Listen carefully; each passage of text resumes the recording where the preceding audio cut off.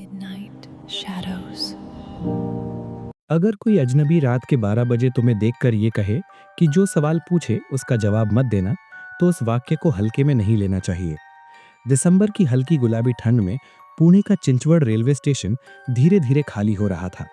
Platform पर लगी पीली लाइटें जरूरत से ज्यादा मध्यम लग रही थी, जैसे उन्हें भी समझ आ गया हो कि अब यहाँ देर तक कुछ नहीं होने वाला। मुंबई पुणे एक्सप्रेस 3 घंटे लेट थी और ज्यादातर यात्री दूसरी ट्रेन या टैक्सी पकड़कर जा चुके थे। जतिन प्लेटफॉर्म के बीच खड़ा था, बैग पैरों के पास रखा हुआ।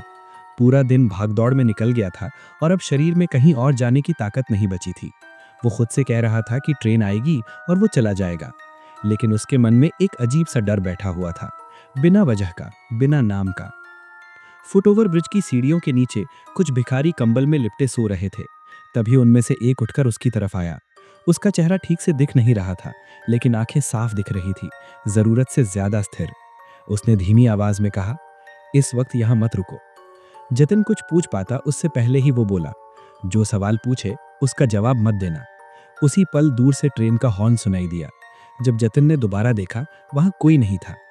ट्रेन के आने से पहले स्टेशन कुछ देर और जिंदा रहा। कहीं दूर कोई कुली चलता दिखा, कहीं किसी ने मोबाइल पर बात खत्म की। फिर एक एक करके सब गायब हो गया। प्लेटफॉर्म पर खड़ी घड़ी ने 12 बजने का इशारा किया, लेकिन उसकी टिक टिक अब सुनाई नहीं दे रही थी। जतिन को लगा जैसे समय रुक गया हो। ठंडी हवा उसके कानों से टकरा रही थी और उसे बार बार वही बात याद आ रही थी, जो सवाल पूछे उसका जवाब मत देना। ट्रेन प्लेटफॉर्म पर आकर रुकी, लेकिन अजीब बात यह थी कि चढ़ने वाला कोई नहीं था। दरवाजे खुले, फिर बंद हुए। जतिन भागकर आखिरी कोच में चढ़ा। जैसे ही ट्रेन चली, प्लेटफॉर्म पीछे छूट गया और साथ ही वो जगह भी जहां वो अब तक खुद को सुरक्षित समझ रहा था। डिब्बा पूरी तरह खाली था। सीटें साफ थीं, फर्श पर कोई सामान नहीं, कोई आवाज नहीं, बस पहियों की लगातार गूंज। जतिन को ये खालीपन गलत लगा। ये वही ट्रेन थी जिसमें आम दिनों में खड़े होने की जगह भी नहीं मिलती। उसने खिड़की से बाहर देखा। बाहर सिर्फ अंधेरा था, न कोई रोशनी, न कोई स्टेशन। ट्रेन काफी देर से चल रही थी, लेकिन कुछ भी बदल नहीं रहा था। तभी उसे अपने बहुत पास किसी के सांस लेने की आवाज सुनाई दी, इतनी पास कि जैसे कोई उसके पीछे खड़ा हो। उसने झटके से पलट कर देखा, कोई नहीं, लेकिन खिड़की के शीशे में अपना रिफ्लेक्शन देखते हुए उसने महसूस किया कि उसके पीछे कोई और भी है, एक परछाई जो हिल नहीं रही थी। दिल जोर से धड़कने लगा। तभी सामने वाली सीट पर एक आदमी बैठा हुआ दिखा। जतिन को याद नहीं कि वो कब आया। वो आदमी साधारण लग रहा था, बहुत ज्यादा साधारण, जैसे वो हमेशा से वहीं बैठा हो। उसकी आंखों में कोई उत्सुकता नहीं थी, कोई डर नहीं, बस खालीपन। वो लगातार जतिन को देख रहा था। आपने गौर किया? उसने शांत आवाज में पूछा। अब तक कोई स्टेशन नहीं आया।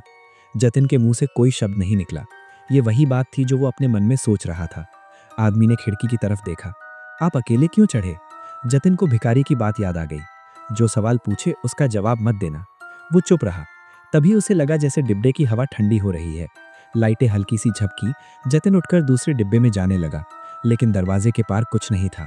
न अगला डिब्बा, न गलियारा, बस एक गहरा काला खालीपन, जिसमें देखने पर आंखें दुखने लगती थीं। जब जतिन पलटा, उस आदमी के सिर से खून बह रहा था। सिर कुचला हुआ था, जैसे किसी भारी चीज से टकराया हो। खून फर्श पर टपक रहा था, लेकिन कोई दर्द नहीं, कोई हरकत नहीं। जतिन की सांस रुक गई। डर के मारे उसकी टांगें सुन्न हो गईं। अगले ही पल वो आदमी फिर से ठीक था, बिना किसी चोट के। उसने धीरे से कहा, यहाँ जो दिखता है वो पूरा नहीं होता। ट्रेन की आवाज अब किसी मशीन जैसी नहीं, बल्कि किसी जीव की सांस जैसी लग रही थी। जतिन को लग रहा था कि डिब्बा छोटा होता जा रहा है। उसने चेन खींची, आवाज गूंजी, लेकिन ट्रेन रुकने के बजाय और तेज हो गई। झटके से वो नीचे गिर पड़ा।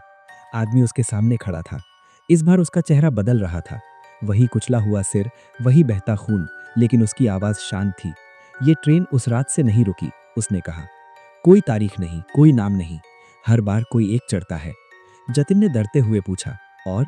आदमी ने उसकी तरफ देखा। हर बार कोई एक रह जाता है। ठंडी हवा पूरे डिब्बे में भर गई। लाइटें पूरी तरह बुझ गई। ट्रेन अचानक रुक गई। दरवाजे अपने आप खुल गए। बाहर कोई स्टेशन नहीं था। वही प्लेटफॉर्म, वही पीली लाइटें, और थोड़ा दूर वही भिखारी खड़ा था, बिल्कुल उसी जगह। आदमी धीरे धीरे हवा में घुलने लगा। अब सवाल तुम पूछोगे, उसकी आवाज गूंजती रही। जतिन कुछ कह पाता, उससे पहले ही उसे एहसास हुआ कि वो सीट पर बैठा हुआ है। उसका शरीर भारी हो गया था। उठने की कोशिश की, लेकिन पैर नहीं हिले। ट्रेन फिर चल पड़ी। बाहर अंधेरा और गहरा हो गया। कुछ देर बाद डिब्बे के दूसरे सिरे से कदमों की आवाज आई, किसी नए यात्री की। जतिन की आंखें अपने आप उस तरफ चली गई। अब वो समझ चुका था, ये ट्रेन कभी नहीं रुकती, ये बस इंतजार करती है, हर बार एक नए सवाल का। और इस बार जवाब देने वाला वही था।